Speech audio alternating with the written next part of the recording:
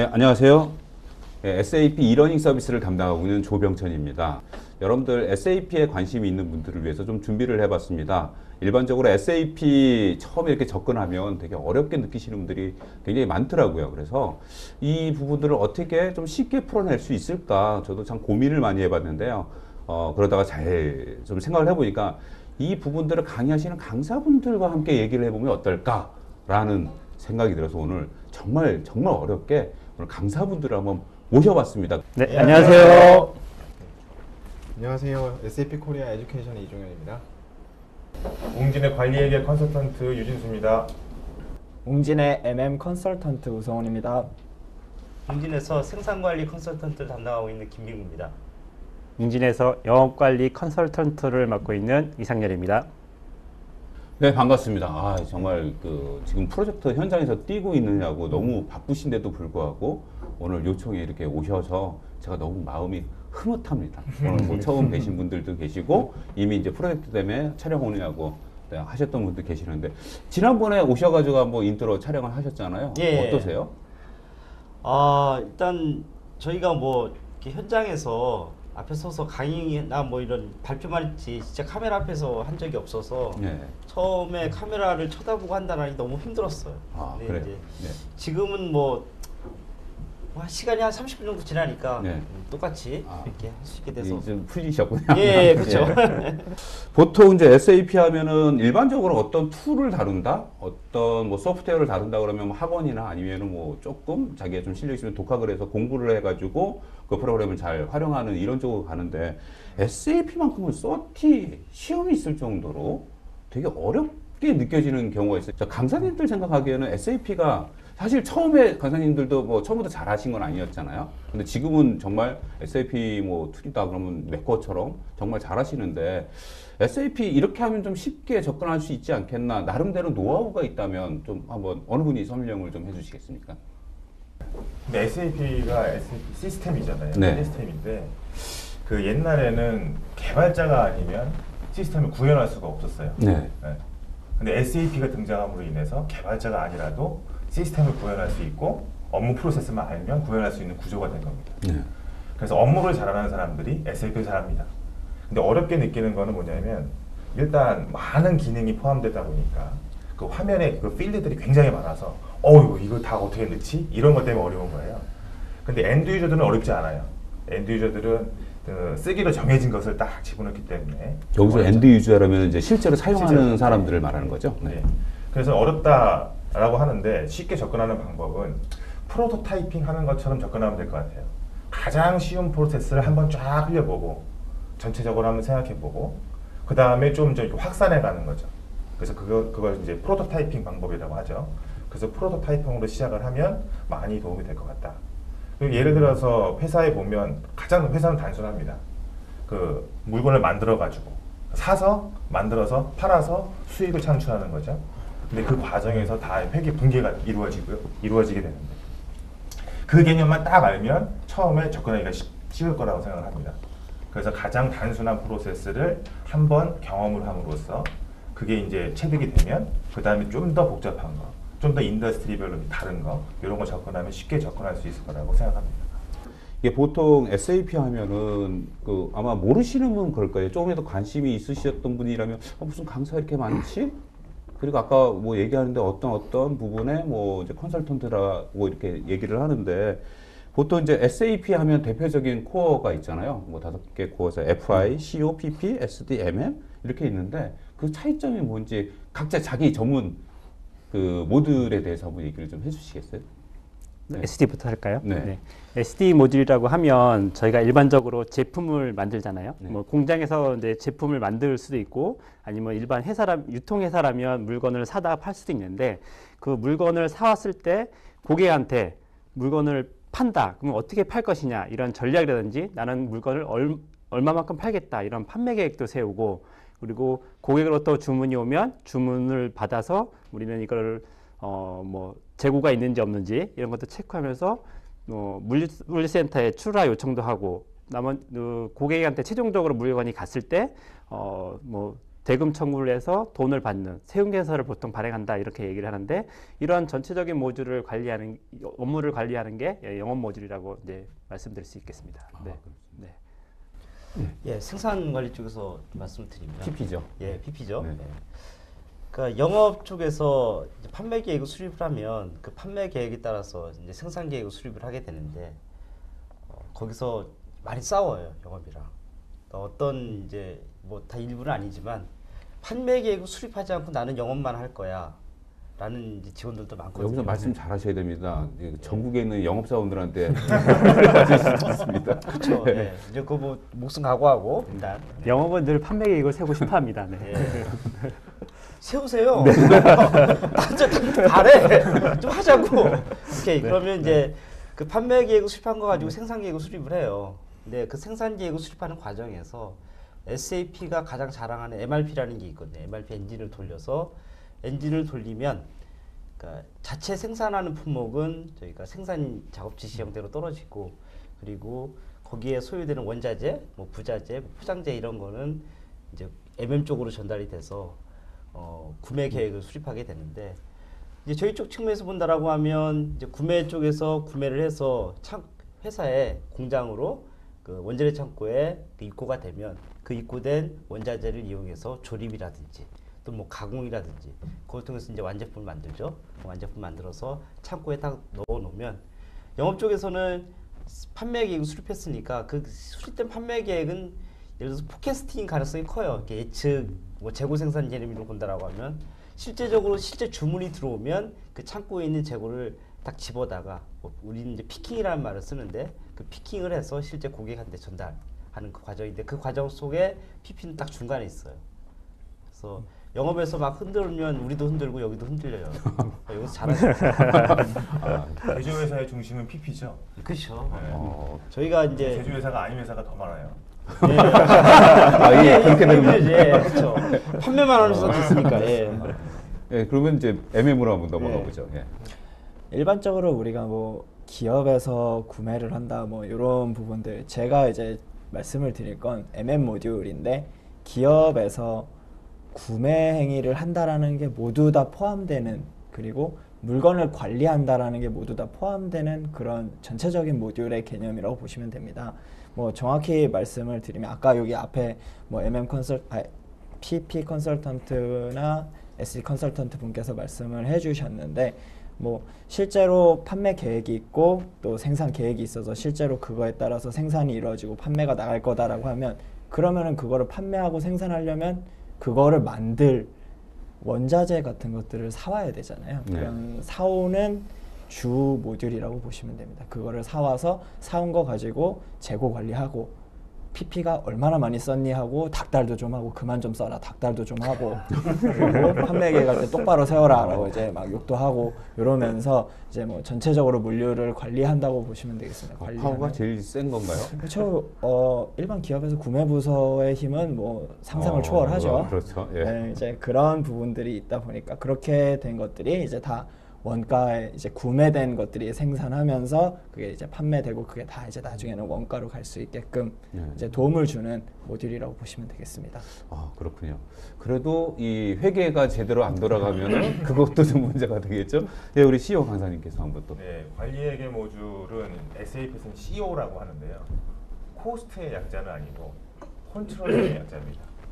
네, 그래서 컨트롤링은 그야말로 이제 회계 관리다 이렇게 생각하기보다는 그 회사의 관리를 어떻게 할 건지, 즉 관리회계 관점에서 봐야 되는데요. 이 회계라고 하면 관리회계가 있고 재무회계가 있는데 재무회계는 리걸 리포팅을 위한 것이고 관리회계는 내부 리포팅을 위한 거예요. 그래서 그게 이제 SAP에서는 CO라고 돼 있고 ERP 현재 제가 알고 있는 ERP 솔루션 중에서 관리회계 모듈이 구현될 수 있는 그런 솔루션은 저는 SAP밖에 없다고 생각합니다. 네. 그래서 SAP의 꽃이 이제 CO다 그렇게 얘기를 해요. 네. 이건 제가 얘기한 게 아니고 우리 CEO 선배들이나 SAP 자체에서도 이제 그렇게 얘기를 해요.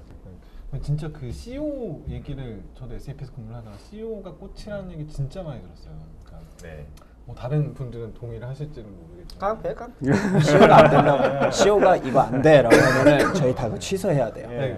근데 이제 FI랑 CO랑 다른 점 뭐 관리에게는 사실 내부를 위한 건데 네. 그러니까 CEO가 꽂힌 이유가 내부 통제를 위한 그런 느낌인가요? 글쎄요, 아니면 꽃이라는 의미가 여러 가지가 있을 것 같은데 저는 좀 다른 각도에 생각해봤어요.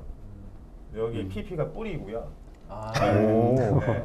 저기는 가지고 여기는 잎이고. 근데 뿌리, 가지, 잎이 결국 무엇을 위해서 만들어지는 거냐면 꽃을 피우기 위해서. 네, 꽃은 이제 열매를 위해서 야, 열매를 이걸 또 이렇게 위해서 멋지게 꽃이 포장을 만들어져요. 해주시는. 그래서 사실은 SDM, PP가 잘해주면 CEO는 가만히 있어도 다 잘 돼요. 네, 아무것도 안 해도 됩니다, 사실. 쉽게 말하면 시어머니 역할을 하시는 모듈이다. 왜냐하면 SAP가 좀 특이한 게 물류단에서 무슨 짓을 하는지가 다 회계하고 연결이 돼 있어요. 그러니까 재와 물이 일치한다는 말을 많이 들었을 거예요. SAP도 이제 우리 뭐 제안서를 쓴다거나 그러면 다 재와 물이 일치해요. 이런 말을 쓰는데 SAP는 그게 훨씬 더 잘 돼 있어요. 그래서 CEO 쪽에서 생각하는 게 이런 거죠. 그러니까 관리회계 관점에서 우리는 원가를 이렇게 보고 싶고 이런 뷰로 보고 싶고 그리고 이렇게 나와야 돼라고 하면 그걸 맞추기 위해서 물류는 프로세스 거기에 또 맞춰서 세팅을 저희가 해야 돼요. 그게 이제 CEO가 컨트롤링이라는 말이 나온 게 이제 그런 의미다라고 이해하시면 될 것 같아요. 오늘 이 자리에는 오늘 이 자리에는 함께 하지 못하셨는데 FI는 어떻게 볼 수 있을까요? FI는 재무회계라고 이제 네. 통칭하는데 네. 그 설마 오늘 이 자리에 참석 못하셨다고 어떻게 이걸 FI 제가 혼나는 게 있어요 맨날. 제가 CEO를 위해서 붕괴를 많이 하거든요. 네. CEO 혼자 테스트하느라고. 근데 붕괴를 할 때 세금 코드를 안 넣고 붕괴를 많이 해요. AP라는 걸 잡는데 네. AP라는 걸 잡는데 보통 이제 비용이라는 전표 처리를 하려면 차변에는 비용, 대변에는 AP예요. 네. 그래서 FI가 테스트할 때는 꼭 AP, 즉 벤더를 넣고 테스트를 합니다. 야. 네. 근데 제가 할 때는 그게 관련이 없어요. 그래서 그냥 현금 넣고 테스트를 해요. 그렇게 되면 어떻게 되냐면 현금이 마이너스로 막 쌓이는 거예요. 현금이 플러스여야 되는데 기업이. 그래서 FI가 저를 싫어해요. 또 계정 관리하는 뭐 그런 쉽게 말하면 네. 회사에 우리 가계부를 쓰면 무슨 식료품 계정이야 무슨 계정이야 이 계정을 이제 만들어내고 그 계정별로 금액을 합산해서 야 이 계정별로 총 비용이 얼마 들었고 이런 형태의 그 틀, 뭐 차로브 어카운트라고 하는데 그 부분을 관리하는 그리고 회계법상 우리는 이렇게 하면 안 돼. 그 회계법하고도 많이 연관이 돼 있어요. FI 쪽. 이게 이제 얘기를 들어보면은 이제 이 사실 SAP가 자재부터 시작을 해가지고 판매까지 그 이루어지는 단계별로 해서 이게 모듈이 딱딱딱 준비돼 있잖아요. 네. 사실 오늘 이 자리가 준비된 게 전에 사실은 한번 저희가 그 새로운 컨텐츠를 좀 준비하냐고 몇몇 강사님들하고 좀 얘기를 나누고 저녁에 이제 식사 자리가 좀 있었습니다. 근데 소주를 하나 딱 놓고 거기 이제 이 소주가 생산되는 그 자재부터 시작해서 판매되는 그 자리까지 이렇게 설명을 해주시는데 듣고 나서 우리 이걸 좀 주제로 해가지고 한번 설명을 해주면 듣는 분들이 되게 쉽게 이해하지 않겠냐. 그래서 사실은 오늘 점심을 먹고 이 마켓 들려가지고 소주 한 병을 사왔어요. 그 점심시간부터 소주를 사가니까 너무 민망하긴 하던데. 소주를 드신 건 아닌가요? 이거 좀 끝나고 마시죠. 네, 끝나고 마시면 좋을 것 같고요. 한번 이걸 한번 비유를 해서 좀 설명을 해주면은 더 아마 쉽지 않을까 싶은데요. 이제 뭐 그럼 이제 스타트를 어느 분이 먼저 시작을 제가 하시나요? 일단은 스타트가 되나요? 네. 제조의 입장에서 예, 말씀해 제조의 주시죠. 음료 전문가. 이렇게 흔들어줘야 되는데 일단 그 여기 뭐 19세 이하는 이제 술 좋아하면 안 되니까 거기다 술 다 드셔보셨을 거예요 어른들은. 근데 이 술이라는 게 처음에 구성이 돼 있는 게 알코올을 만들어서 그 알코올을 물하고 섞어서 하는 게 이제 소주인데 요즘 뭐 도수가 낮은 뭐 이런 거는 이제 그 비율을 조정을 하겠죠. 처음에 이제 알코올이라는 걸 만들 때는 우리가 그 고구마라든지 어떤 전분이 포함된 그 식용 재료, 뭐 타피오카, 이제 동남아에서 있는 타피오카 이런 거를 한 이틀 정도 이렇게 그 알코올을 만들기 위해서 어떤 반응기에 집어넣어서 이렇게 만들어요. 그러면 알코올이 쭉 나오면 그 알코올을 주정협회, 우리나라 같은 경우 주정협회에 납품을 하면서 주세를 한번 내죠. 그러니까 우리나라 세금 주세 자체가 제가 알기로는 정확한 퍼센티지는 모르겠는데 어떤 일정 퍼센티지 이상 올라가면 무조건 주세를 내게 돼 있어요. 아 알코올 도수가요? 예, 그래서 예전에 그 색깔이 변질되지 않는 고추장을 만들었는데 거기에 그 퍼센티지 이상이 들어가서 고추장 자체가 주세를 내는 품목이 된 적도 있다고 하더라고요. 이건 여담인데 그 주정협회가 납품을 하면 모든 소주 회사들이 주정을 납품한 후에 그 주정을 다시 사와요. 네. 예, 사와서 물하고 섞어서 이제 이렇게 포장을 해가지고 나오죠. 예. 그래서 여기 좀 발생하는 게 생산 관점은 아닌데 이 빈병도 다 공병 우리 이제 보증금 쪽에서 얘기를 할 거지만 이 빈병도 이제 제가 좀 말씀드리고 싶은 건 여기다 담배째 넣지 마세요. 그러니까 이거 다 세척해서 하거든요. 빈병 들어오면 어차피 소주회사 이걸 다 깨가지고 다시 녹여서 만드는 게 아니라 공병이 들어오면 이거 다 또 세척해가지고 다시 라벨 입혀서 하니까 이제 추세 부분은 여기 또 이쪽에서 또 네, 네. 예, 얘기해 주시면 뭐 담배째를 넘겨서. 넣는다고 해서 얘가 다 쓰이는 건 아니고 또 일부는 또 다 폐기를 합니다. 그러니까 너무 걱정하지 마시고 그냥 안전하게 드시면 되겠습니다. 저는 영업보다는 요게 이제 제조를 하기 위해서 구매를 해야 되잖아요. 원료 공병 구매라든지 예. 주정 구매를 해야 되는데 그게 먼저 들어가야 되지 않을까요? 아, 그렇죠. 예.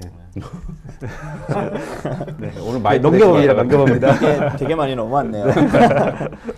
이게 아까 말씀드렸듯이 뭐 주정을 만들고 그리고 뭐 물을 섞는다 뭐 이런 다양한 공정들이 있잖아요. 이제 그 공정 중간중간에 물건이 좀 필요해요. 물건이 필요하다 보니까 이제 그 공장에서는 물건을 사와야 되는데 그거를 이제 요청을 하겠죠, 저희한테.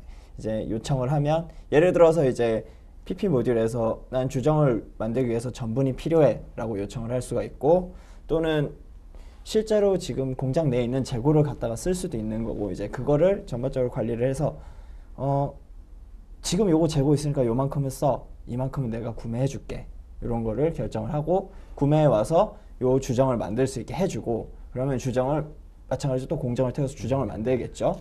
그거 가지고 이제 뭐 주정협회를 가든 뭘 가든 이제 그건 다른 데서 이제 신경을 쓸 거고 저는 구매를 해왔으니까 그러고 나서 다시 들어와요. 다시 들어와서 만들다 보면 뭐 또 뭐가 필요해 라벨이 필요해 이런 것들을 또 다시 사서 또 주죠. 그러면은 그렇게 계속 이제 흐름에 따라서 이 완제품이 나올 때까지 흐름에 따라서 이제 만들어지는데 그 시점에 중간중간에 계속 구매해주고 관리해주고 재고 요만큼 남았어 요거 관리해주고 이렇게 해서 결국은 완제품이 딱 나오는 거죠. 이렇게 완제품이 나오면 이제 알아서 판매를 해주겠죠. 판매로 또 벌써 넘어왔네요. 궁금한 네네. 한 가지 아까 그 공병 세척. 네, 그렇죠. 그러니까 간단히 생각하면 공병 세척할 때도 비용이 들어갈 거잖아요. 충분히 들어가죠. 그거는 그것도 구매 비용, 아니 원가 비용인가요? 아니면은 그건 이제 종호에 따라 틀린데 일반적으로 걔는 제조의 직접비는 아니기 때문에 그렇죠. 그러니까 뭐 예를 들어서 거기에 들어가는 간접비 개념이라고 보면 될 것 같아요. 어떤 콜센터에다 비용을 다 몰아넣은 다음에 추후에 월 결산을 할 때 이제 배부를 시켜서 제조원가 이렇게 묻을 수 있게 간접비 형태로 이건 세척을 한다고 해서 직화시킬 수 있는 항목이 아니라서 왜냐하면 직접 비화시킬 수 있는 거는 모든 병을 다 세척을 하겠어라고 하면 직화를 할 수 있는데 일부는 새 것도 들어올 수 있고 어떤 건 세척하는 것도 있을 수 있기 때문에 그때 달라요라고 하면 얘는 직화할 수 있는 항목이 아니잖아요. 폐기 비용도 들을 수 있는. 충분히 그렇죠. 예, 그렇죠. 폐기비용도 들어가죠. 여기에 들어가는 폐기 비용이든 세척 비용이든 이런 비용은 MM 모듈에서 뭔가 관리를 한다기보다는 이제 회계 모듈이나 이런 쪽에서 이제 나중에 이제 이쪽에서 CEO 컨설턴트 분이 설명해 주겠지만 그런 부수적인 비용들이 발생하는 거는 별도로 처리를 하게 되는 경우가 더 많아요. 오히려. 이거는 저희는 MM 쪽에서는 이거를 직접적으로 구매를 했거나 아니면 뭔가 렌탈을 해왔거나 이런 부분이 발생을 할 때에만 이제 실질적으로 직접비에 가져갈 수 있게끔 구매 행위를 할 수 있게 해주는 거죠. 그러면 지금 뭐 보면 각 모듈별로 이렇게 역할들인데 그러면 이걸 전체 회계를 그럼 관장하는 게 CO 모듈에서 다 하시는 건가요? COFI가 있죠. 네. 예. 그럼 CO는 CO하고 네. FI하고 정확하게 좀 나눈다 그러면 어떻게 좀 나눠볼까요? 그러니까 FI는 네. 외부에 공시하기 위한 재무제표를 만드는 게 최종 목적이에요. 네. 네. 그리고 입출금, 네. 판매를 했으면 매출 채권이 잡히고 네. 이제 입금을 받아야 되고 네. 그다음에 매입을 했으면 이제 채무가 생기고 그다음 출금을 해줘야 되고 FI에는 트랜잭션들도 있어요. 네. 근데 CO에는 거의 결산 말고는 트랜잭션이 없고 그다음에 리포팅 자체가 FI는 전사 개념으로 나오는 거고요. CO는 부분 개념으로 나오는 겁니다. 그래서 야, 이 얘기를 하면 관리회계 컨설턴트가 싫어할 수도 있는데 아, 오늘 자리에 안 계시네요. CO라 그래서 수익성 분석이라는 모듈이 있는데 그 모듈은 손익만 본다는 거예요. 근데 손익만 보는데 좀 큰 회사들은 관리회계에서 BS도 뽑고, BS라고 하면 재무상대표, BS도 뽑고, 그 다음에 손익계산서 당연히 뽑고, 다 부문별로 뽑는 겁니다. 부문별. 그 부문을 어떻게 나누냐는 뭐 사업부별로 할 수도 있고 팀별로 할 수도 있는 거예요. 그렇게 뽑고 심지어 이제 현금 흐름까지 뽑습니다. CO에서. 네. 왜냐하면 관리에 필요한 재무제표 및 재무정보는 CO에서 나온다 하는 거예요. 왜? 근데 내부적인 부문 재무제표이기 때문에 그래서 이제 CO에서 나오는 거예요. CO에서 해야 된다고 생각하는데 그렇게 생각 안 하시는 분들도 있죠. 자, 내부 목적이냐 외부 목적이냐. 외부 목적은 사실은 공시를 위한 그 재무제표는 최소한의 정보를 오픈하는 거예요. 사실은 내부 관리를 위해서 그걸 쓰지는 않습니다. 가장 그 교과서적인 내용이기도 합니다. 네. 외부 공시하기 위한 것이냐, 내부 관리를 하기 위한 그렇게, 것이냐. 예. 근데 좀 상세화되어 있죠, 관리회계가. 그렇게 말씀하시니까 저도 이제 구분이 확 되네요.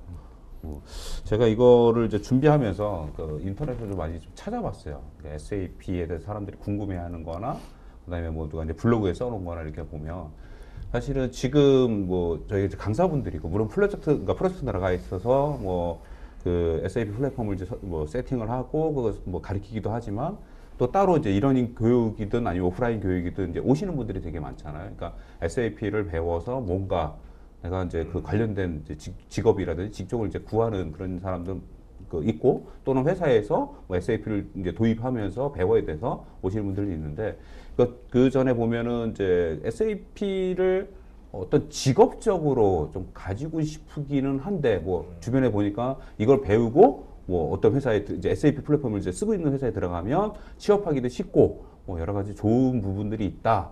이렇게 그냥 암묵적으로 알고 있는 친구들이 생각보다 많더라고요. 그러니까 이렇게 뭐 어떤 코어가 있고 뭘 배워야 될지도 모르는 경우도 있고, 아, 이제 SAP를 시작하려고 하는데 어떻게 시작해야 돼요? 라고 하시는 분들이 있어요. 이제 그런 이제 진로를 좀 이렇게 보고 있는 분들한테 좀 SAP에 대해서 어떻게 시작을 하고 어떤 면을 좀 보고 이렇게 했으면 좋겠다라고 좀 설명을 해줄 수 있다면, 오늘 진로 멘토가 된다면 한번 멘토 입장에서 얘기를 해주신다면요. 오늘 제가 얘기 네. 말씀드려도 될까요?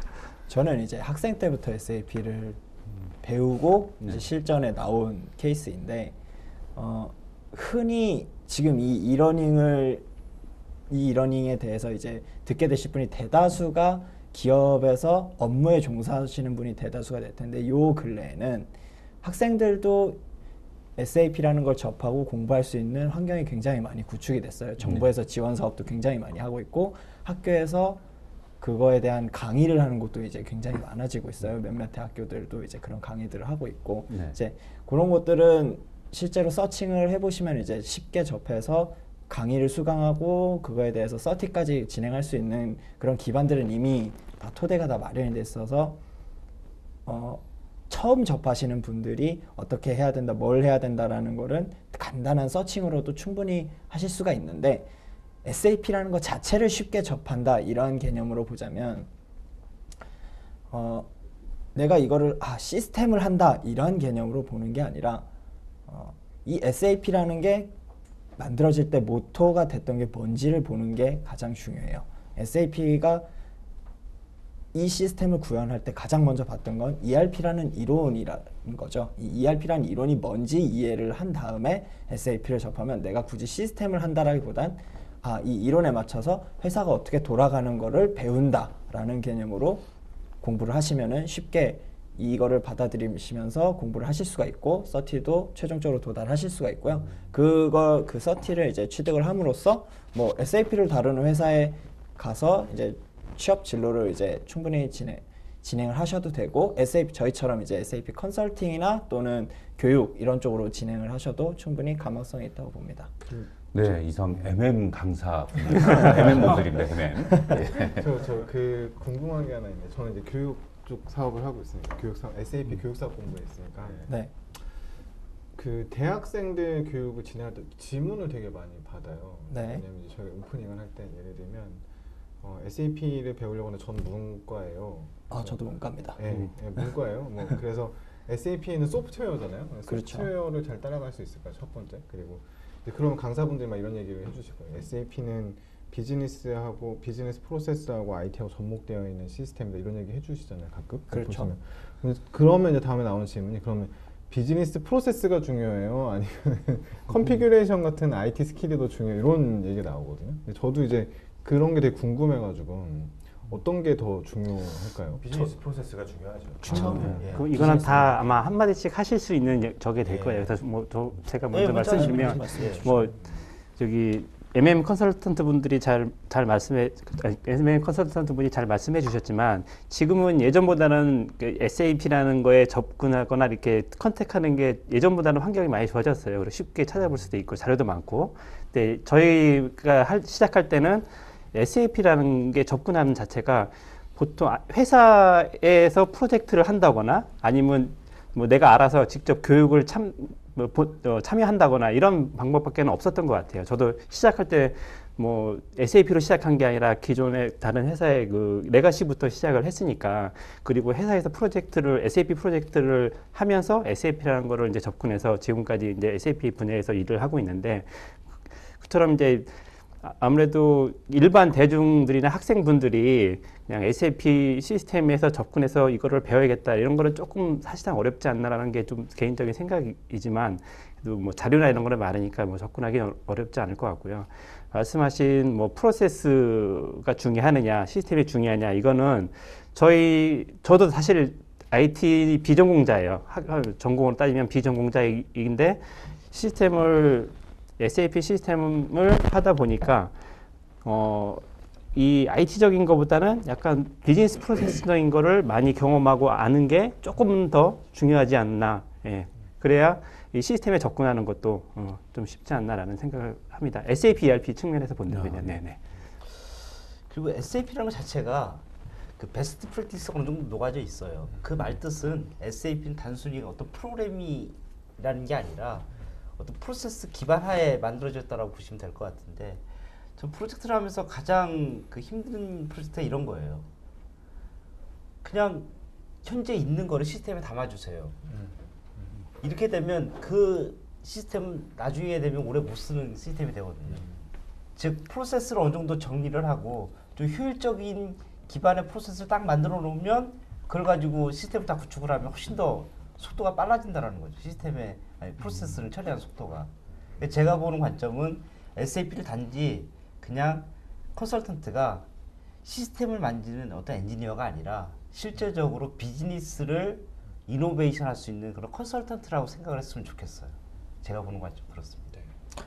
앞에 두 분이 말씀하신 걸 이렇게 뭉쳐서 하나로 좀 정리를 해서 말씀을 드리자면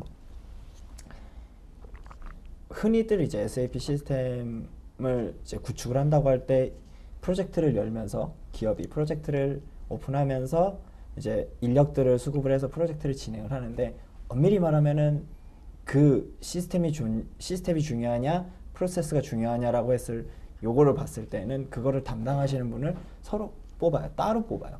저희처럼 이제 비즈니스 컨설팅을 하는 즉 이제 SAP라는 툴을 가지고 비즈니스 컨설팅을 하는 분들이 컨설턴트로 투입이 되고 또한 그렇게 IT적으로 접근해서 그거를 해소해주는 이제 개발 컨설턴트도 따로 이렇게 해서 같이 코워크해서 프로젝트를 진행을 하거든요. 즉 다시 말해서 비즈니스가 중요하냐 뭐 비즈니스 프로세스가 중요하냐 IT가 중요하냐 이렇게 봤을 때는 어느 정도 보면 이제 반반이라고 볼 수가 있는데 그래도 저희가 보는 관점에서는 비즈니스 프로세스인 거고 이제 개발 쪽에서 바라보는 거는 이제 또 IT라고 할 수 있는 거죠. 그게 이제 정확히 반반 정도 된다라고 보시면 되는데 아까 PP 컨설턴트인 김민구 선생님께서 말씀하셨던 것 중에 중요한 게 뭐냐면 저희가 지금 진행하고 있는 이 이러닝 프로젝트의 교재가 베스트 프랙티스를 기반으로 해서 만들어진 교재예요. 그러다 보니까 이 교재에 나와 있는 것처럼 SAP는 패키지라고 하죠. 패키지 내에 있는 그 프랙티스들을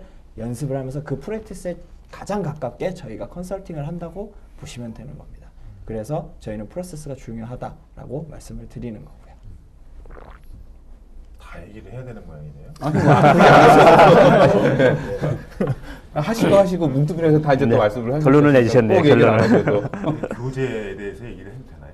야, 예. 이게 뭐 개인적인 사견일 수도 있는데 저는 네. SAP의 이 교육 과정, 지금 아카데미라고 하는 거, 네. 이런 교육 과정, 교재 순서 자체가 좀 어려운 것 같아요. 이게 무슨 그럴 수 뜻이냐면 있습니다. 네. 그 개념도 없고, 그러니까 업무 프로세스도 없고, 시스템 지식도 없는 사람이 처음 접하는 거예요. 근데 이 교재는 어떻게 되어 있냐면 거의 기능 중심으로 쫙 나열이 되어 있어요. 물론 그 순서는 업무 프로세스로 되어 있기도 하지만 이게 좀 설명을 하다 보면 기능 중심으로 다 나열이 되어 있어가지고 학생들 이렇게 보면 그거 다 들으면 뭐 배웠는지 하나도 모르겠다 이렇게 되는 그럴 경우가 수 되게 많아요. 네.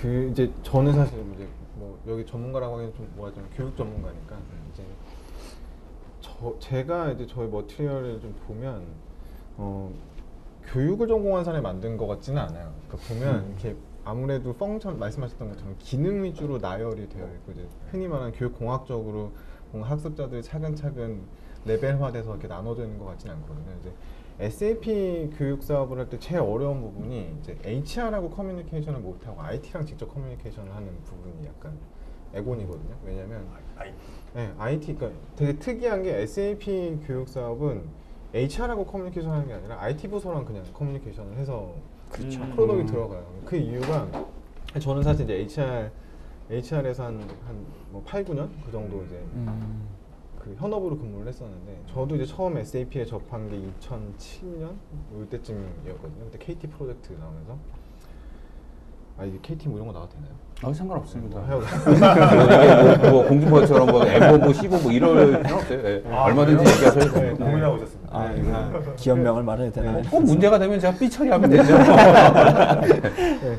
근데 저도 이제 처음 이제 교육 담당이었는데 그때 이제 SAP 교육을 시켜달라고 해가지고 SAP 이제 그 영업을 만나는 거죠. 교육 영업 만나가지고 자 기초 과정은 뭐죠?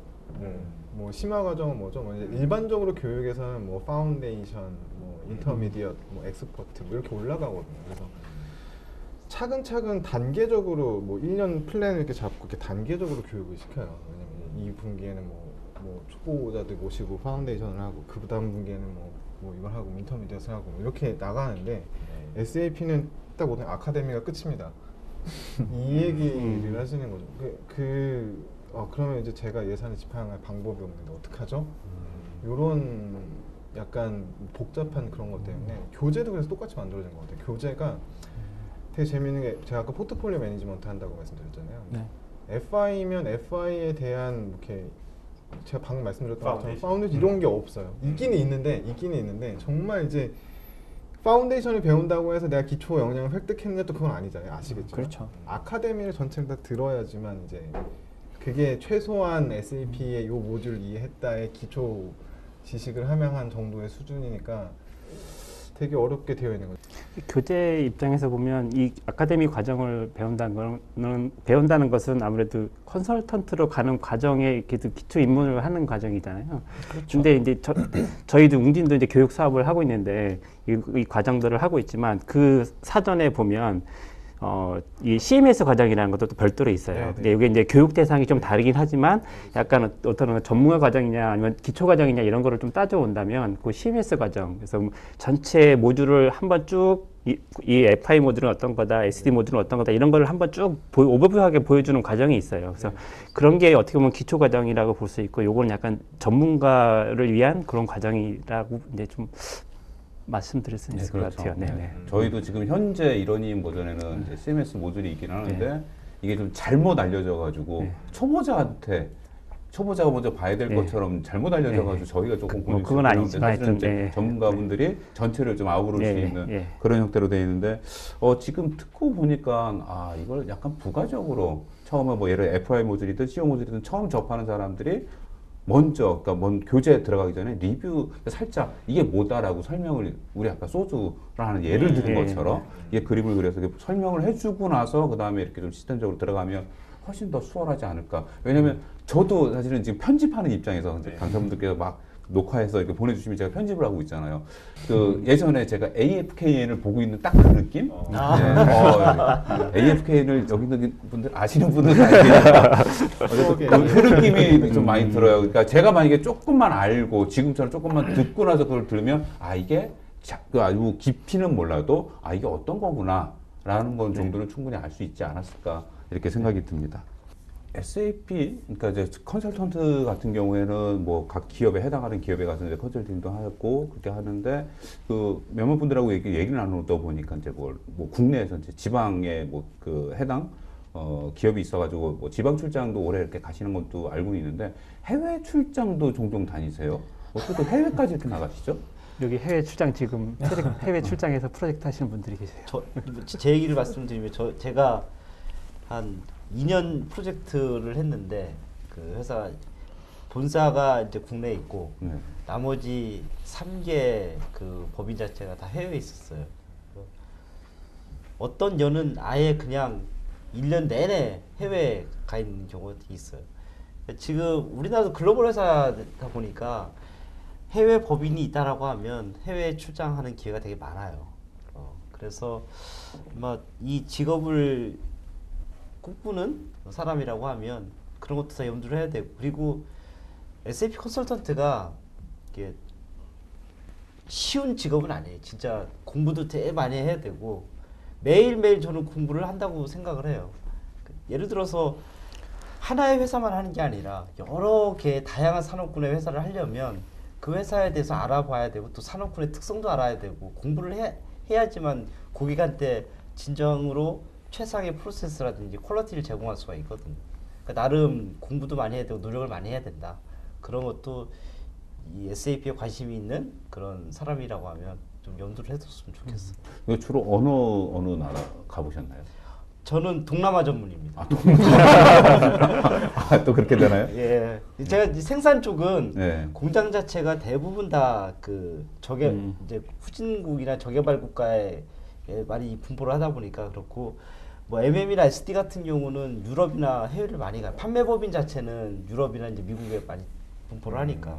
그리고 CO 같은 경우는 다 따라다니죠. 그러니까 CO는 뭐 거의 글로벌한 그런 출장을 한다라고 좀 보시면. 제가 듣기에도 최근 이제 뭐 좀 있으면은 뉴질랜드인가요? 네덜란드. 네. 네덜란드. 다음 주에 싱가포르 가고. 그럼 어느 정도 보통 가시면 어느 정도 가 계시나요? 요번에 프로젝트는 조금 애매해서 네. 동시에 오픈을 해야 되기 때문에 팀이 이렇게 찢어져서 나가요. 네.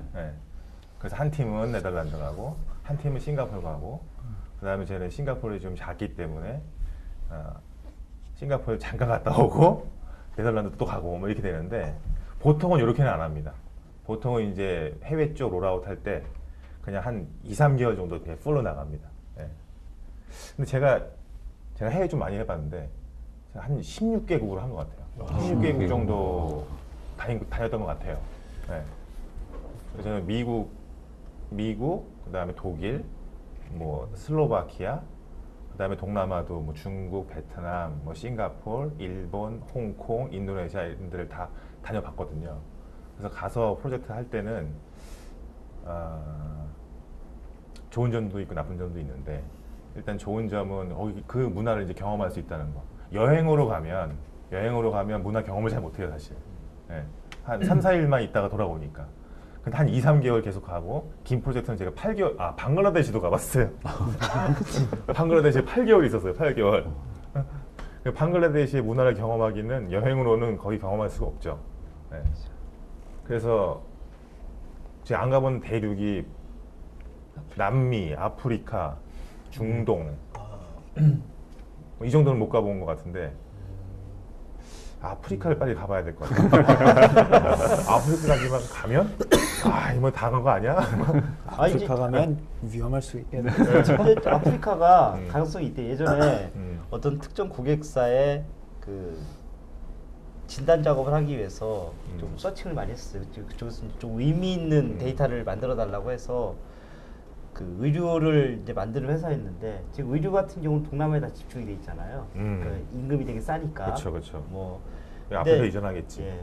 코트라에서 나온 그 데이터를 보니까 그쪽의 임금 상승률이 계속 올라가고 있으니 다음에 있는 생산 기지는 어디일까라고 하는 그런 보고서가 나왔는데 그 보고서를 보니까 아프리카더라고 그 다음이.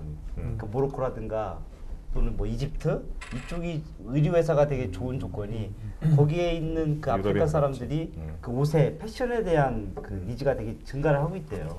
거기 생산 기지를 지으면 좋고 그리고 또 지중해를 끼고 있는 아프리카 쪽은 유럽하고 가깝기 때문에 또 유럽에 대한 그 생산의 전진 기지 형태로 해서 가는 그런 형태로 해서 앞으로 뭐 프로젝트가 뭐 더 진행이 되면 아프리카 쪽도 많이 이제 가지 않을까 싶어요. 아프리카를 되게 더 가고 싶은 느낌이 확 드는데, 근데 이게 아까 말씀하셨듯이 뭐 짧게는 3개월, 길게는 뭐 1년 넘게 이렇게 그 사실은 나가 계시는 거잖아요. 예. 그러면은 지금 우리 MN 강사님 결혼 혹시 하셨나요? 아, 저는 결혼을 했어요. 말고는 다 결혼하셨죠. 네. 가정은 어떻게? 가정 와이프가 집에서 알아서- 싫어하시죠? 그래서 큰일 나요. 요즘에. 나이 동영상 나가는 거지. 근데 보통 프로젝트 하면 플라이백이라고 해서 네. 뭐 1개월 또는 3개월에 한 번씩 한국으로 한 번씩 돌아오고 돌아왔다. 그러니까 길게 나갈 경우에 저 같은 경우에는 이번에 싱가포르 갔다 왔을 때는 짧게 한 일주일, 2주일 이런 식으로 갔다 오는 그거는 이제 프로젝트 성격마다 해외를 얼만큼 나가느냐가 결정되는 거니까요. 저 같은 경우는 해외 글로벌 법인들에 대한 프로젝트긴 하지만 프로젝트 자체를 한국에서 진행하고 맨 마지막에 오픈할 때만 잠깐 갔었거든요. 네. 이제 그런 식으로 진행하는 데는 막 짧게 갔다 와요. 한 일주일. 근데 뭐 길게 가는 데는 이제 아까 말씀드렸듯이 플라이백이라고 해서 중간에 뭐 한 달 또는 3개월에 한 번씩 이렇게 한국에 들어와서 리프레시하는 그런 것들이 계속 들어가 근데 있습니다. 그 플라이백이 그 하고 싶어서 하는 게 아니라 비자 때문에 어쩔 수 없이 솔직히 여기서 그렇게 말씀하시면은 이따가 사모님이 이렇게 난리 나십니다. 그러니까 나는 가정을 위해서 잠깐 돌아온다라는 다에게도 배려하는. 또 어떤 분들 얘기 들어보면 좋은 점 들어보면 뭐 이렇게 프로젝트가 오픈하고 어느 정도 안정화가 되면 조금 시간적 여유가 좀 있다고들 하셔서 네. 뭐 가족들을 이렇게 불러서 뭐 같이 주말을 즐긴다거나 뭐 그런 측면도 있더라고요. 네, 네, 들어보면. 맞아요. 네. 네. 그렇게 하시는 분들도 계세요. 저도 그래서 제 애가 해외여행 경험이 많아요. 아. 프로젝트 할 때마다 이렇게 불러가지고. 본의 아니게. 네. 이야. 지금 중학교 2학년인데. 그것도 참 좋은 예. 것 중에 하나겠네요. 저도 저희 애들 많이 데리고 왔으니까. 저희 이 컨설턴트 생활하면서 집에서 잔 게 반 정도밖에 안 됩니다. 해외 아니면 주방에서. 저는 주말마다 방콕 하고 있습니다. 아, 네, 죄송합니다. 태국 좋아요. 네. 갑자기 다큐로 받아들이세요. 네, 그러면 이제 다음 질문을 좀 넘어갈 텐데요. 저희가 사실은 지금 현재 운영하고 있는 버전이 ECC 버전이에요. 그리고 요번에 또 새로 이제 만들 것도 사실은 ECC인데 그 전에보다는 이제 상당히 좀 업그레이드된 버전이죠. 업그레이드해서 이제 ECC 버전을 이렇게 하는데 조만간에 뭐 삼성이라든지 그 외 이제 대기업들이 S4HANA를 이제 도입한다라는 얘기들이 지금 계속 들어오고 있어요. 그러면 또 우리 이제 준비하시는 분들도 뭐 ECC 버전도 좀 필요하긴 하지만 S4HANA도 슬슬 또 준비해야 될 분들도 있고 또 기존에 이미 하고 계신 분들도 슬슬 그렇게 또 준비해야 되지 않을까. 그거를 강사분들 입장에서는 어떨까 싶기도 하고요. 먼저 ECC 버전과 S4HANA 버전에 좀 차이가 있다면 어떤 부분들이 좀 차이가 많이 날까요?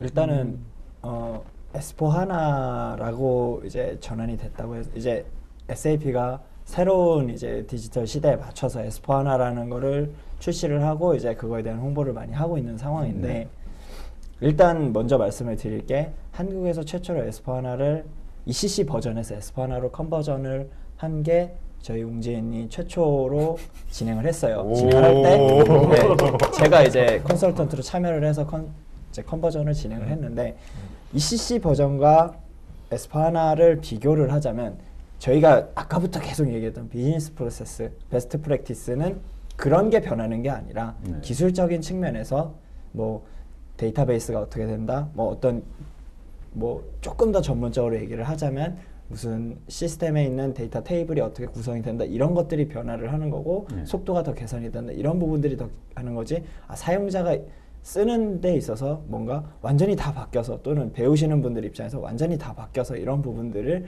크게 이렇게 변화되는 그런 쪽에 있는 부분이 아니라 저희 내부적으로 엄밀히 말하면 이제 내부적으로 그런 개선들이 이루어졌다라고 보시면 돼요. 그래서 ECC 버전을 지금 와서 이제 내가 이 이러닝 프로젝트를 공부한다, 이게 내가 뒤처지는 거 아닐까라고 고민하실 게 기본적으로는 이 비즈니스 프로세스와 베스트 프랙티스를 알아야 S4하나에서도 똑같이 이 컨설팅을 하든 SAP를 사용을 하든 그런 걸 다 하실 수 있기 때문에 뭐 크게 걱정하실 필요는 없을 것 같습니다. 어차피 S4하나라는 게 나온 것 자체가 이제 4라는 숫자에 대해서는 좀 아셔야 될 것 같은데 기존에는 이제 3세대였고 이번에 이제 4세대가 그렇죠. 나온 거고 또 거기에 엮여서 이제 SAP에서 강조하는 게 4차 산업혁명에서의 그 4자 그 얘기도 하고요. 네.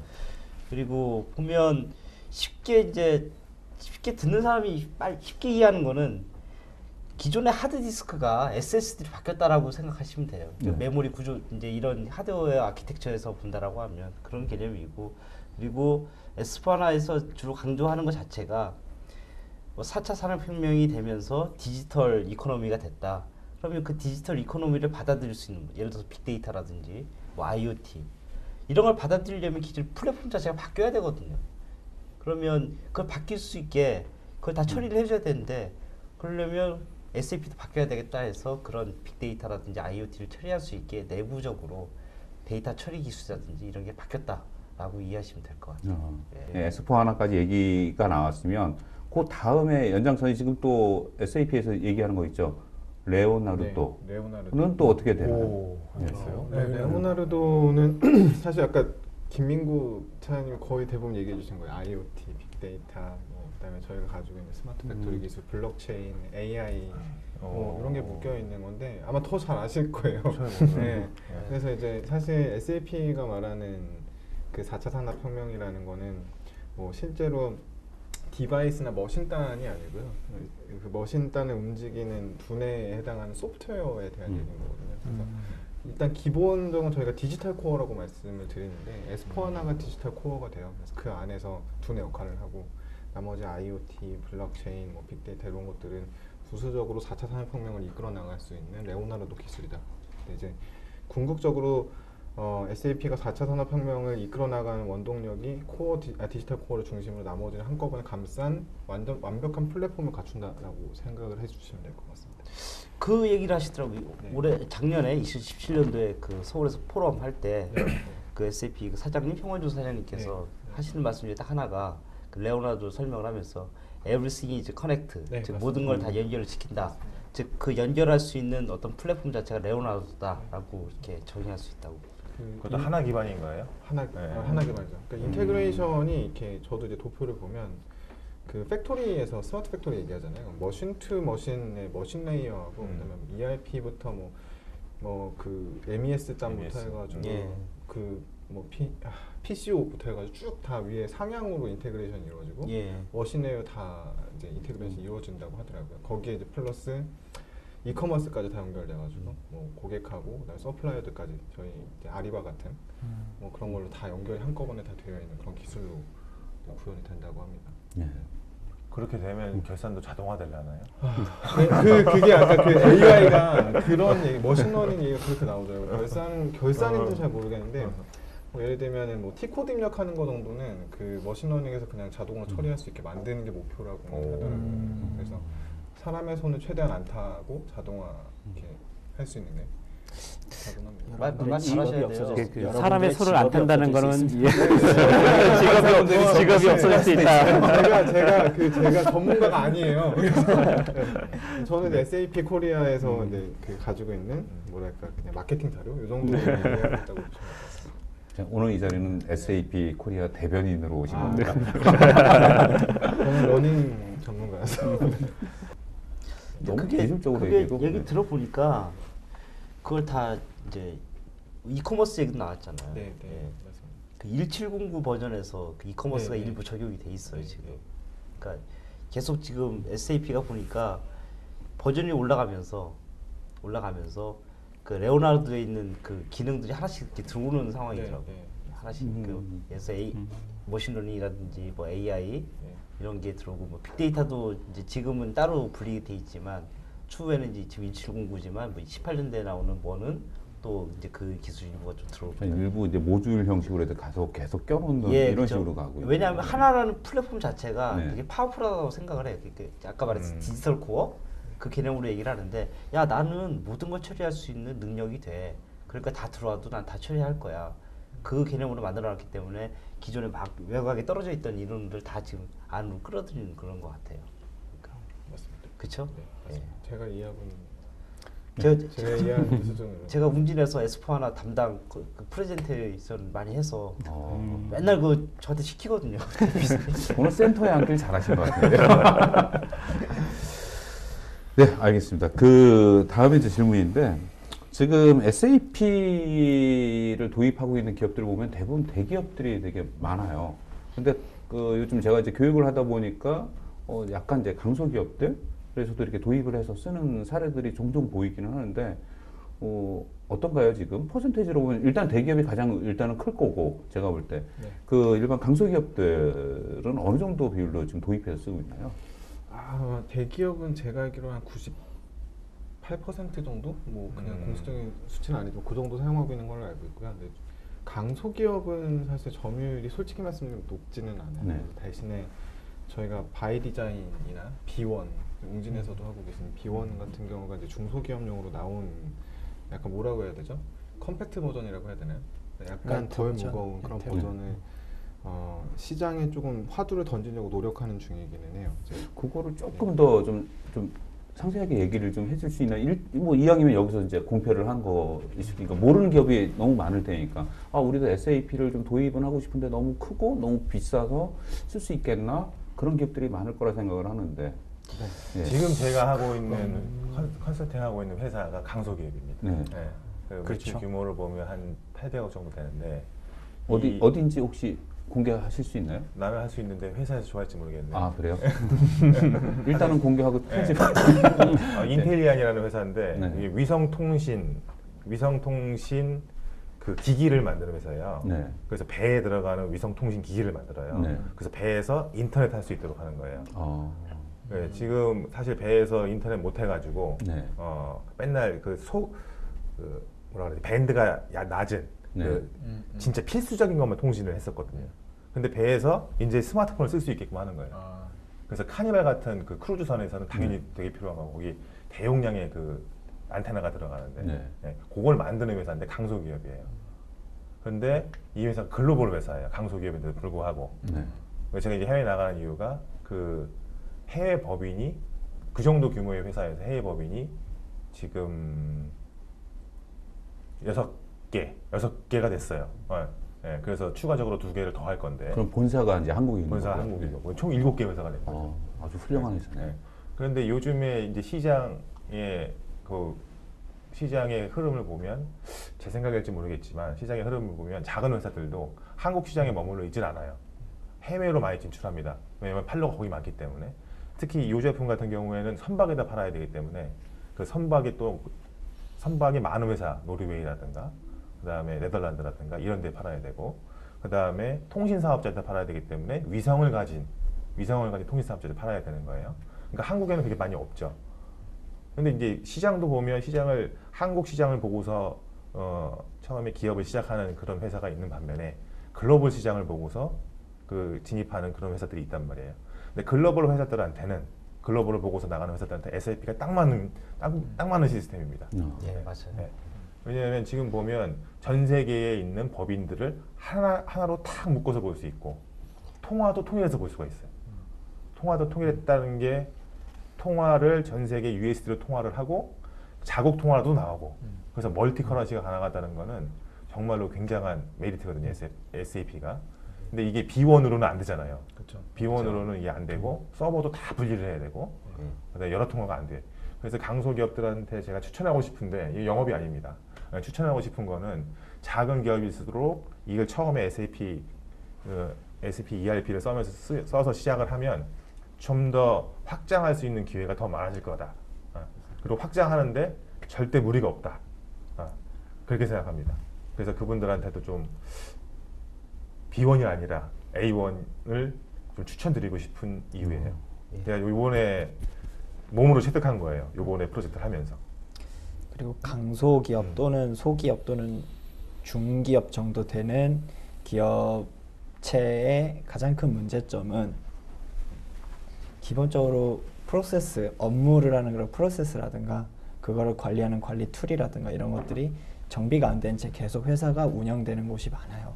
그러다 보니 저희가 SAP를 하면서 체득을 하는 건 SAP 자체는 말씀드렸듯이 저희가 프로세스를 정립을 해서 구축을 해드리고 또는 SAP가 제공하는 기본적인 그런 베스트 프랙티스가 있다 보니까 애시당초 기업이 커나가는 시점부터 그거를 도입한다면 아예 정립이 잘 된 상태로 계속 커나갈 수 있어서 오히려 더 토대가 탄탄해질 수 있는 기반이 될 수도 있는 거죠. 물론 뭐 익히 아시겠지만 뭐 비용적인 측면에서 진입 장벽이 높을 수는 있지만 그거에 대한 그거를 미리 이렇게 준비를 함으로써 나중에 얻는 이득이 더 클 수 있다고 저는 봅니다. 아까 말씀해 주셨던 멀티 커런시가 된다는 거는 곧 이제 멀티 랭귀지가 된다는 거거든요. 네. 그래서 그 언어팩만 설치를 하시면 뭐 중국이나 동남아라도 뭐 영문이라든지 그 중국어 버전이라든지 뭐 한국어 버전 다 설치가 가능하고 프로세스 구현이 가능합니다. 그래서 뭐 해외로 진출하려는 뭐 강소기업이라든지 진출해 있는 기업들이 뭔가 솔루션을 찾고자 한다면 SAP가 적당하다고 저도 생각을 합니다. 네. 근데 물론 이제 도입을 하시려는 회사에서는 비용적인 문제도 물론 고려를 하실 거니까 그런 측면 다 따져보신다면 충분히 값어치는 있지 않을까 생각됩니다. 그래도 뭐 처음에 그 설치 도입할 때는 뭐 많은 비용이 들어갈지 모르겠지만 어쨌든 그로 인해서 더 많은 돈을 벌면은 사실은 부가가치가 있는 시스템이다. 훨씬 더 좋은 거 아니겠어요? 네. 그리고 시스템 자체를 유지 보수하는데 일반적으로 직접 다 인하우스로 해서 개발한 것보다는 비용이 그렇게 유지 보수하는데 왜냐하면 뭔가 새로운 프로세스를 만든다면 인하우스는 다시 다 개발을 하고 이런 부분들이 있는데 SAP는 이미 저희가 아까도 말씀드린 확장성이잖아요. 거기에다가 프로세스가 구현돼 있다 보니까 그냥 컨피그레이션 하고 쓰면 되는 거예요. 그래서 뭐 더 추가 비용이 새로운 프로세스가 생겼다고 해서 더 추가 비용이 어마어마하게 들거나 그런 부분들도 다른 인하우스보다는 확실히 적다고 보거든요. 그래서 더 나중 미래를 생각하면 훨씬 더 깔끔할 것이라고 봅니다. SAP에서 라이센스 비용을 좀 낮춰주면 그게 좀 많이 세죠. 제가 본사 요청하겠습니다. 그 SAP가 정말 비싸죠. 뭐 비싸긴 한데 저희도 근데 이제 소프트웨어 회사다 보니까 다들 이제 커스터한테 보내시겠지만 그 지적재산권에 대한 IP라고 하잖아요. 거기에 대한 게 좀 있는 것 같아요. 그래서 사실 가격은 이 부분 좀 편집해 주세요.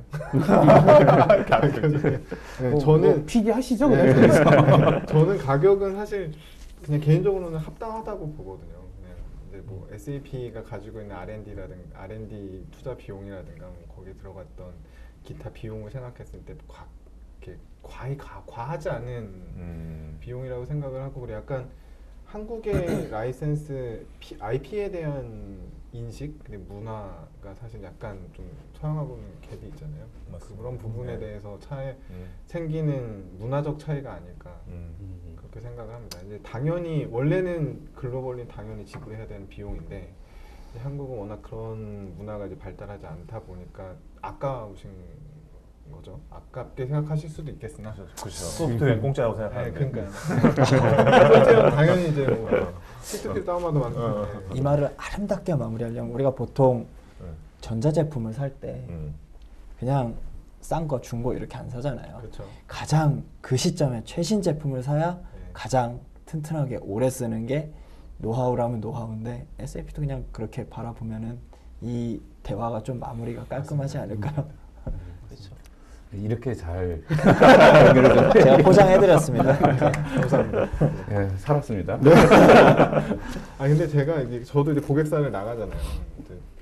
저는 이제 여기 계신 분들이랑 다른 프로젝트에 나가거든요. 이제 에듀케이션이나 러닝 쪽 관련된 뭐 프로세스 이노베이션이라든가 이런 걸 나가기도 해요. 석세스 팩터 같은 것도 이제 클라우드 제품이니까 거기에 이제 그 PM으로도 나가기도 하거든요.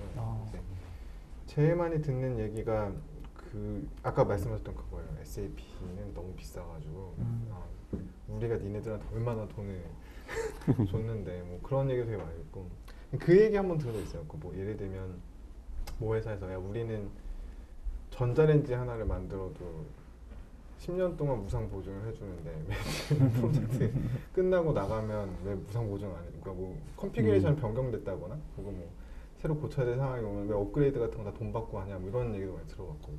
그러니까 그런 질문을 받을 때 되게 곤혹스럽기는 해요. SAP 입장에서. 갑질을 많이 하는 회사. 그렇죠. 그런 얘기 많이 들어요. 그러니까 오시면은 이제 저희가 이제 가면 감님 오셨냐고 고객분들께서 그렇게 하시는 분도 계시고 곤혹스러울 때가 많더라고요. 예. 보면 저도 이제 좀 다르게 생각하는 거는 그런 것 같아요. 기업 입장에서 보면 그 IT에 그 돈을 많이 투자하는 것 자체가 되게 부담스럽긴 해요. 근데 실제적으로 그 단지 그 금액이라는 그 절대적인 가치만 보고 하는 거지 그 뒤에 얻을 수 있는 그 베네핏에 대해서는 특별하게 산정을 할 수가 없으니까 그런 판단을 하는 것 같고, 그래서 거의 기업에 이제 돈이 되게 중요시하니까 그런 현상이 많이 발생을 하는 것 같아요. 근데 뭐 저도 다수의 그 경험을 보면 아까 뭐 얘기했지만 가장 좋은 것은 가장 좋고요. 예, 맞아요. 예, 맞고 괜히 이제 본전 생각한다고 야 나는 이렇게 됐는데 너는 나한테 이만큼을 안 준 것 같아. 근데 막상 따지고 보면 그만큼이 더 줬거든요, 그 회사한테. 그래서 결산이 예전에 10일 걸렸던 게 5일 단축됐다라고 하면 그 5일 동안의 시간을 버는 거기 때문에 그거에 대한 어떤 금액적 환산을 한다라고 하면 그 투자한 금액을 충분히 뽑고 남는 그런. 그렇죠. 근데 그 생각을 안 하기 때문에 이제 국들이 그런 생각을 하는 것 같아요. 네, 알겠습니다. 더 들어가면은 편집 이야기가 너무 많아질 것 같아서 부득부득 들어서 좀 정리를 좀 할게요. 자, 그러면 마지막으로 이제 뭐 이 영상을 보실 분들이 아마 SAP에 대해서 굉장히 관심이 많고 그다음에 공부를 하고 싶은 사람들이 많이 볼 거라 생각을 하는데 여러분들의 각자 이제 모듈 전문 분야가 있잖아요. 각 개별로 좀 PR을 해보시는 게 어때요? 이항 공부할 거면 CO를 공부해라. 이항 공부할 거면 뭐 MM을 공부해라. 이항 공부할 거면 PP나 뭐 SD를 공부해라. 나름대로 좀 PR을 좀 하신다면 뭐 후배가 뭐 많이 나올 수도 있어요. 어떻게 PR을 하느냐에 따라서. 예. 먼저 우리 그죠? 먼저. 아까도 얘기 나왔지만 SAP 꽃은 CO입니다. CO. CO는 이제 컨트롤링 모듈이고, CO는 어려운 점이 뭐냐면 다른 모듈을 좀 많이 알아야 돼요. 그게 좀 어려워요. 그래서 머리가 좀 복잡해져요. 근데 손발은 쉬워집니다. 손발은 다른 모듈에서 다 해주는 거고, 우리는 CO는 머리가 좀 복잡해지고 머리가 안정이 됐다는 얘기는 좀 잘 알고 있으면 이렇게 지시할 수가 있어요. 네, 뭐 해달라. 그래서 컨트롤링 모듈이기 때문에. 그리고 회사에서 필요한 데이터의 대부분은 다 거의 많은 모듈, 많은 데이터가 다 CO에서 나옵니다. 예를 들면 기업 경영을 할 때 어느 제품이 수익성이 있는지, 어느 시장이 수익성이 있는지, 어느 유통이 좋은지 이거를 판단할 수 있는 모듈이 이제 CO입니다. 그래서 CO를 하시면 향후에 기업으로 하실 때도 큰 도움이 될 수 있습니다. 네, 이제 MM. 네. 뭐 앞서 말했던 그 CO 모듈이 우리 인체로 따지면 두뇌에 해당을 한다고 보면 MM 모듈은 심장에 해당을 합니다. 심장에 해당을 하는데 유일하게 CO 모듈한테 딴지를 걸 수 있는 모듈이에요. 안해 할 수 있는 모듈이고, 이 심장이 우리 신체 전반에 걸쳐서 피를 공급하고 산소를 공급하듯이 이 MM 모듈도 다른 모듈에게 모든 걸 공급할 수 있는 모듈이기 때문에 더욱더 많은 거를 관장할 수 있고 깊이 알 수 있는 아주 좋은 공부가 되리라고 생각을 합니다. 오늘 좀 은유법을 많이 쓰시네요. 심적인. 네, 이거 SD하고 우리 PP 강사님은 어쩌라고. 우리 김민구 강사님. 일단 저는 이렇게 봐요. 그 PP를 만약에 하고 싶다라고 하면 성격이 좀 챌린저블한 사람, 다양한 경험을 하고 싶고, 그리고 다양한 사람을 만나고 싶고, 그리고 술 잘 마시고. 나는 술을 좋아해. PP에 딱 맞는데 그나마 그래도 물류, 저 SCM 관점에서 본다라고 하면 저는 PP가 가장 CO 같은 역할을 한다라고 좀 보거든요. 어차피 MRP라는 것 자체도 PP에서 많이 주관을 해서 하고 전체 물류에 대한 그 컨트롤은 PP에서 한다라고 보면 될 것 같고요. 단지 좀 우려되는 거는 PP가 CO처럼 머리도 많이 아파요. 그러니까 그게 뭐냐면 정형화된 게 하나도 없어요. 생산 현장이라는 것 자체가. 즉 생산 현장을 보고 그거를 시스템에 모델링하는 그런 기술이 필요하거든요. 그 공부를 많이 해야 되고 머리가 많이 아프니까 일단 몸과 신체도 좀 좋아야 되고 술 많이 먹으려면 그리고 생산 현장의 모든 이런 상황을 즉각적으로 잘 판단해서 모델링하기 위해서 머리도 좋아야 된다. 예. 그런 사람들이 지원했으면 좋겠습니다. 예. 네. 그 PP가 좋은 거는 저 한 가지 더 있는 것 같아요. 생산 현장에서 맛을 직접 볼 수 있을 것 같아요. 생산하는 걸 바로 체험할 수 있는. 그쵸. 네, 그런 있죠. 네, 그런 이점이 좀 있을 것 같아요. 예. 자, 영업 물류 쪽 SD 모듈에 관해서 뭐 조금 PR을 드리자면 영업 SAP를 한다는 것 자체가 입문을 하시게 되면 다양한 비즈니스를 경험할 수 있는 거는 맞아요. 뭐 유통회사든 제조회사든 아니면 뭐 그 서비스 회사든 간에 이런 비즈니스를 배울 수 있는 기회가 많다는 거는 뭐 공통적인 장점일 것 같고요. 특히 영업은 각 회사별로 모든 프로세스가 다릅니다. 어느 회사를 가든 표준 프로세스가 있지만 SAP는 표준 베스트 프로세스가 있지만 그래도 그 내부적으로 요구하는 것들이 정말로 다양합니다. 네, 뭐 주문부터 뭐 정산이라든지 아니면 프로모션이라든지 이런 것들이 각 회사별로 너무 다양하기 때문에 그런 것들을 뭐 배울 수 있는 기회가 많고 말씀하신 PP에서 말씀하신 것처럼 SD도 챌린저블 하는 사람이 그리고 좀 성격이 좀 와일드하신 이런 분들이 더 적당하다고 저는 생각이 됩니다. 네. 되게 각 모듈마다 개성이 되게 또 맞는 것 같기도 하고 또 어떻게 보면 또 역할에도 다 맞는 분들이 딱 있는 부분들이 아닐까. 오늘 이 자리에 FI 강사님께서 오시지를 못했는데 오늘 이종현 파트너님의 대신해서 FI에 대해서 조금 얘기를 해주신다면. FI 약간 당황스러운. 네, 알겠습니다. FI 강사님이 안 오시는 덕분으로 예, 이렇게 됐는데, 네, 오늘 여기까지 좋은 말씀들을 참 많이 해주셨는데 여러분들에게 큰 도움이 됐는지는 잘 모르겠습니다. 근데 나름대로 SAP에 대해 궁금하셨던 분들은 이런 것들이었구나. 각 모듈별로 이런 또 장점들이 있고 내가 공부할 때 이런 모듈을 좀 하면 도움이 되겠구나 하는 부분들이 아마 틀림없이 있었으리라 생각을 합니다. 오늘 이렇게 강사님들께서 정말 어렵게 시간을 내주셔가지고 저 오늘 정말 기쁜 마음에 이렇게 또 방송까지 하게 됐는데 앞으로 이런 자리가 또 얼마나 만들어질지 모르겠어요. 또 해외로 나가셔야 되고 또 현장 가서 또 맛도 좀 보셔야 되고 여러 가지 심장도 두근두근 하셔야 되고 또 하셔야 되는데 아무쪼록 오늘 좀 여러분한테 많은 도움이 되셨으면 좋겠습니다. 오늘 여기까지 마치도록 하겠습니다. 감사합니다. 네, 수고하셨습니다.